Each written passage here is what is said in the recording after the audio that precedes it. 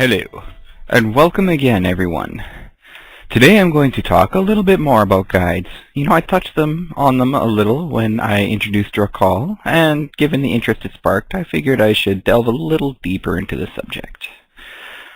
And, of course, to finally offer a few tools of how you can meet your own quiet little helpers. So who has a guide? Do you have to have some cosmic link to the hereafter, or the spirit of the holy forces within you to get one? In a word, no, not really. Everyone has at least one guide hanging around, doing what it can to nudge you away from harm or towards life's little lessons.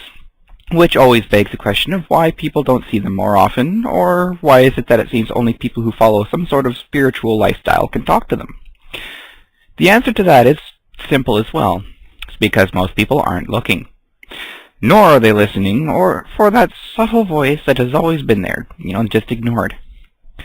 Every person I've ever talked to could tell me a story about something bad that happened, and when asked, every single one has admitted that when they decided to step into the danger, be it known or not, there was invariably a little voice in the back of their head that said, that isn't a good idea. And they chose to ignore it. Think back a while. Perhaps even make an exercise of writing it out. Think about a time when you've had a choice to make, what voices there were, whether you listened to it or not, and of course how things turned out. The result might surprise you. Now here, of course, I'll admit that many times these situations will also be a result of your own intuition and awareness. But as you look back, you may find some differences between your intuition and your guides. There will be times when the information that came to you would have a definite feel of coming from outside of yourself. Okay, so if guides are all around us, what do? Why don't they stop us from getting hurt or from making poor decisions? Yet again, the answer is simple. Because then what will we learn? Guides are not here to lead us to the answers of life's questions and then spoon-feed them to us, as convenient and nice as it would be. They're more like coaches or spotters. They observe what we're doing and offer suggestions and ideas to make things go better. And, of course, if things go wrong and out of our control, they do what they can to soften the landing, at least the first time. Then they remind us what we did wrong so we can learn from it. If we refuse to take the hint, well, maybe next time we won't be so lucky. As a personal example, my first job was at a Robin's Donuts. This is going years back now. God, I'm old. Anyways, while I worked there, every morning I had to, cut several meats for the deli portion of the store. And, of course, the machine that cut the meat was old and quirky and frustrating to work with in the first thing. Especially when I was barely awake to begin with.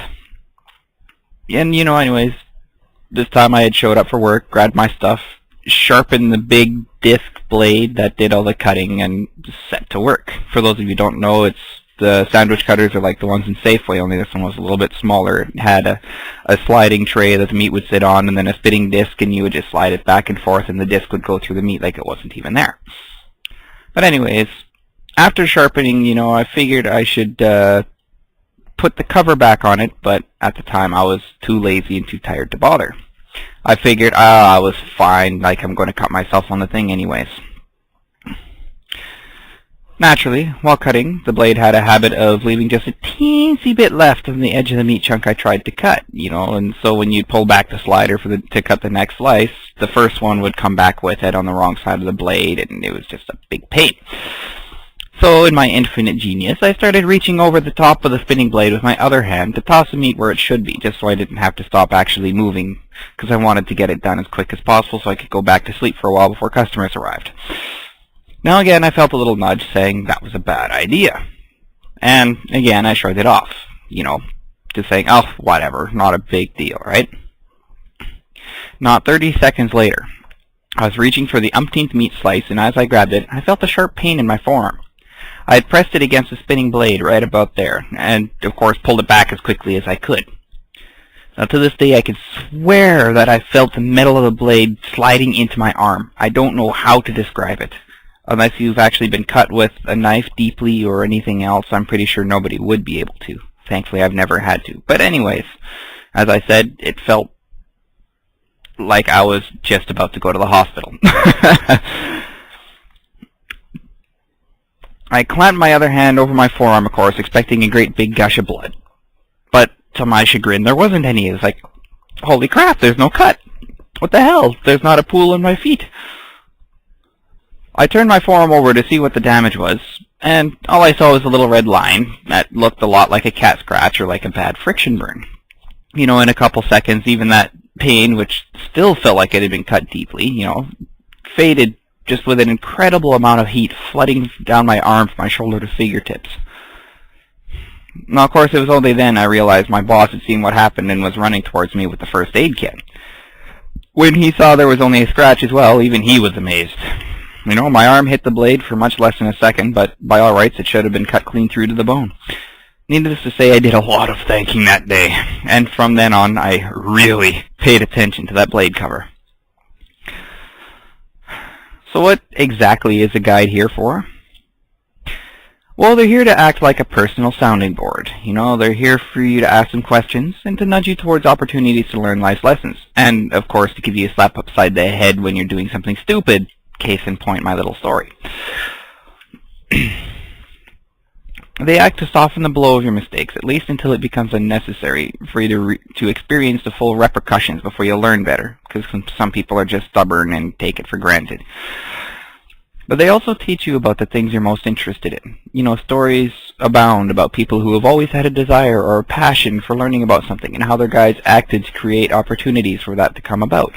From spiritual endeavors like learning about your inner nature to finally getting a chance to learn how to play the guitar. They allow the opportunities to present themselves, but it's still up to you to seize on them. From career choices to passionate hobbies, your guides try to set up the possibilities you most desire. Now, your guide also acts like a personal bridge between yourself and the higher levels, for lack of a better term, and also because trademarks abound. You know, they can help you to draw energy when you're channeling. They can help you to heal and connect with your higher self. They're also yet another link between yourself and the divine, of however you want to recognize it. They're beings who project a sense of the deepest caring and love, always. You know, they're there to inspire confidence and to remind you that you're never alone. They're there to support you in just about everything you do. I guess you could say that while you choose the path that you walk, your guide helps to clear out the brush. Now, as far as who or what your personal guides are or will be, you know, that's as open to possibility as your own imagination. They can take on very plain forms or very dramatic ones, you know, from people of the past to animals. They could be mythic creatures, like in my case, or even angels, or even beings with no form at all. You know, it could be a simple sphere of light that you see in your mind's eye, or like the sensation of being surrounded in a council, divine council, I'm not quite sure how to word it, but, you know, like a circle of protectors. Or it could just be a soft mist, or, you know, it could be anything. As I often say, you know, the spirit itself has no form but the form of its container. Now, rest assured that your guide will know how you'll be able to best recognize it. You know, just remember to try your best to let go of expectations, and also to study the significance of whatever form your guide does come to you in. Often the form itself is the lesson. And well, that's all for part 1, folks. Time's running short already, but part 2 will cover a few ideas on how to actually meet your guide through meditation. In the meantime, always remember to keep your eyes on the stars and your feet on the ground.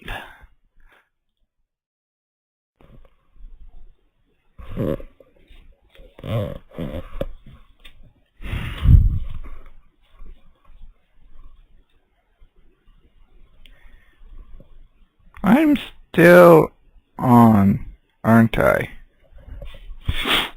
Back! Oh well. We'll just ignore that last part. Well, while I'm here, I might as well think of something else to say. What to say? Oh, I know. How about a viewer request? Yeah, that's it. Yeah, come on guys, let's see if we can get a little interactivity going on in my channel here. I have a challenge for some of you. Ha ha ha. For anybody who's already acquainted with your guides or guardian spirits, you know, do you have any stories that you can share? Oh, you know, have there been any times when your guide took an important role in helping you through some situation? Or maybe a time when your guide led you through some sort of a meaningful experience, you know? I'd love to hear about it. We'd all love to hear about it. You know, leave a comment for us, or better yet, a video response. Tell us how you guys met. I don't care. Let's just get something happening. Yay! Oh, and, yeah, just ignore the whole nose-picking thing. Okay? That'll be our little secret. Shh.